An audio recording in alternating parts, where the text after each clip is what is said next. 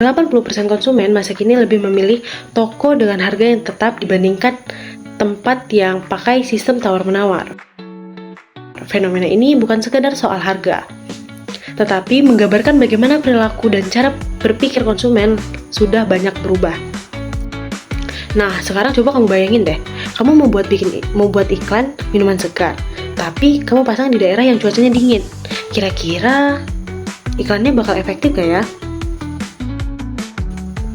Nah, dari situ kita bisa lihat bahwa sebelum membuat strategi pemasaran atau sebuah iklan penting banget untuk memahami kondisi pasar, mulai dari faktor sosial, budaya, sampai politik yang sedang terjadi.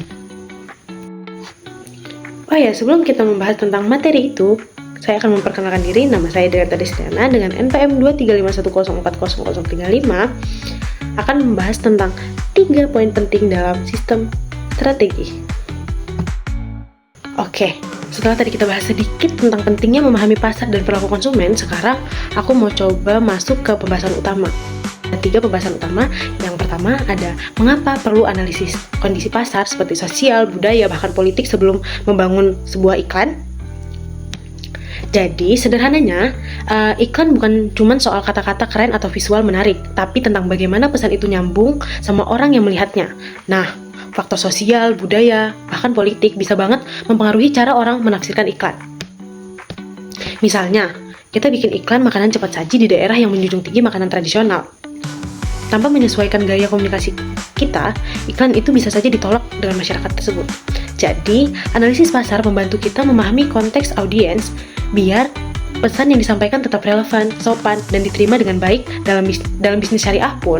Hal ini penting supaya iklan tetap beretika dan gak menyinggung nilai-nilai masyarakat. Selanjutnya kita masuk ke poin kedua, yaitu mengapa konsumen masa kini lebih suka harga pasti dibandingkan tawar-menawar. Dulu mungkin proses tawar-menawar kayak tradisi yang seru, tapi di zaman sekarang orang cenderung ingin serba cepat dan praktis. Mereka lebih menghargai kejelasan harga karena dianggap lebih jujur dan transparan. Apalagi dengan adanya teknologi digital seperti e-commerce. Orang bisa langsung bandingkan harga dari satu toko dengan toko lain. Jadi mereka nggak perlu buang-buang waktu buat tawar-menawar. Dalam konteks bisnis syariah, harga yang pasti juga mencerminkan nilai keadilan dan keterbukaan antara penjual dan pembeli. Jadi, dua-duanya sama-sama nyaman. Selanjutnya masuk ke poin terakhir, yaitu mengapa Zeigarnik Effect terkadang digunakan sebagai strategi marketing. Sederhananya, Zeigarnik Effect adalah kondisi psikologis di mana otak manusia cenderung mengingat hal yang belum selesai dibandingkan yang sudah tuntas. Nah, kalau kalian suka nonton FYP TikTok, pastinya pernah kan ketemu drama Cina yang sering banget bikin endingnya menggantung, sampai-sampai kita rela begadang bahkan menunggu berhari-hari. Nah, semua itu karena rasa belum selesai, yang ditinggalkan bikin otak kita nggak tenang sebelum tahu akhir ceritanya. Tapi, strategi ini juga punya sisi lemah loh. Kalau terlalu sering digunakan, apalagi kalau kelanjutannya tidak sesuai ekspektasi, audiens bisa merasa dibohongi dan akhirnya malah males untuk nonton dan mantengin akun kita. Dalam konteks bisnis syariah, strategi seperti ini harus tetap hati-hati digunakan. Jangan sampai membuat konsumen merasa tertipu. Transparansi dan kejujuran tetap harus jadi prinsip utama meskipun kita ingin menarik perhatian dengan cara yang kreatif.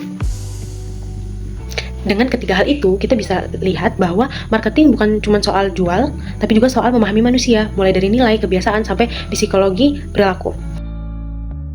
Dan yang paling penting dalam perspektif bisnis syariah, semua strategi harus dilakukan dengan cara yang etis, jujur, dan bermanfaat bagi semua pihak. Terima kasih sudah menonton, semoga penjelasan ini bisa memberikan pengetahuan baru tentang bagaimana analisis pasar, perilaku konsumen, dan strategi marketing bekerja yang saling melengkapi. Bye-bye.